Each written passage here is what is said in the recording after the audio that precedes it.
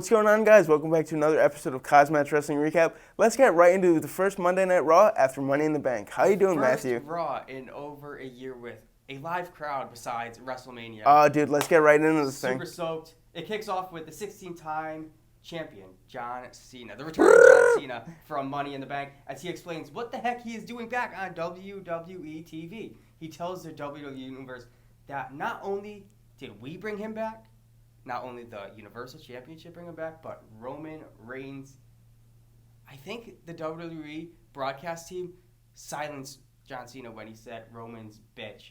So, I don't know. We're going to have to wait and see. Oh, yeah, for sure. As Cena starts to march to the back, we see Matt Riddle come out of nowhere as the two have an epic bro-off. This was perfect. John Cena's old gimmick as the Doctor of Thugonomics. Bro. It was good. Riddle was super stoked, especially for his next matchup as him and the Viking Raiders take on Omos, AJ, and Johnny Dripstick, John Morrison, with, of course, Miz ringside in the wheelchair. Oh, boy. I just can't get tired of it. Oh, This was an entertaining matchup. Riddle taking Miz's Dripstick, just squirting Omos, then throwing the water gun onto Miz's lap as Omos actually goes for the Miz, thinking that Miz did that, as John Morrison then goes for AJ Styles and rolls him up for the win.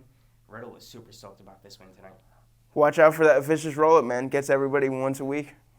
We then saw Elias take on Jackson Ryker next in a Symphony of Destruction match. Elias really was pissed off tonight, but Jackson was as well. I love seeing these two men because they're so strong and just so brutal. But after both men just nail each other on the back with just kendo sticks and then finally a cello, Elias gets put through 2 tables by Jackson Ryker, allowing Jackson Ryker to secure a one-handed pinfall for the win.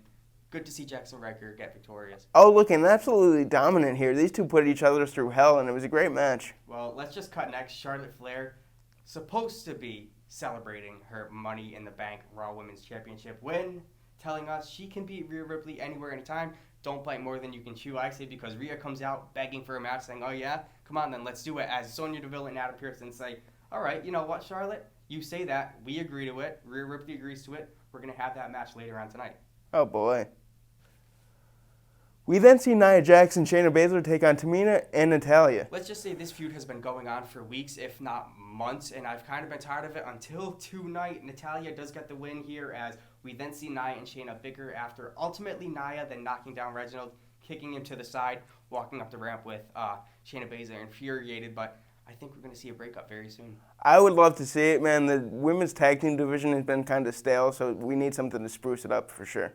We then see Sheamus take on Humberto Carrillo in another U.S. title rematch. You know, I was really going for Humberto tonight, but Sheamus, the momentum he's been, especially with that broken nose, just let him keep the title, and that's exactly what he did, a hard-fought battle.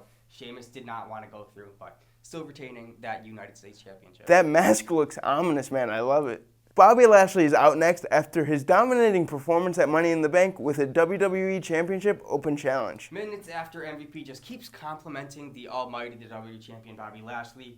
To beg for any star to take on the Almighty, all of a sudden, Keith Lee comes down to the ring. Oh, dude, this was awesome. Was gone, but I guess not. He did try to put away Bobby very quickly, but it did not happen. Just as Bobby celebrates his victory, Goldberg comes down to the ring. Look, I knew this was going to happen. I was so pissed when you told me this was going to happen earlier in the day. I'm like, please don't let it happen, and it happened. Well, we're going to have to see what Keith Lee is going to do next with the next feud, but looks like he's not going to be in that WWE Championship picture. I love to see him back, though. Good on WWE to bring back a beloved superstar like Keith Lee. We then see Karrion Kross, the debuting NXT star, take on Jeff Hardy next. Well, not just any debuting NXT star, the NXT champion showing up on Monday Night Raw. He really did not get a pop. I thought people were going to be behind him, but apparently not, even though he is a heel. But the crowd was certainly behind Jeff Hardy tonight, so I was happy to see him get a win over the NXT champion after a nice roll-up, just out of nowhere.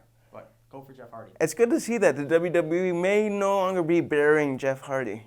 Heading right to our main event, we then see Rhea Ripley take on Charlotte for that Women's Championship. A hard-hitting match, Charlotte ultimately hitting the natural selection for the win, even surviving a riptide or two as Ripley goes to attack Charlotte after the match.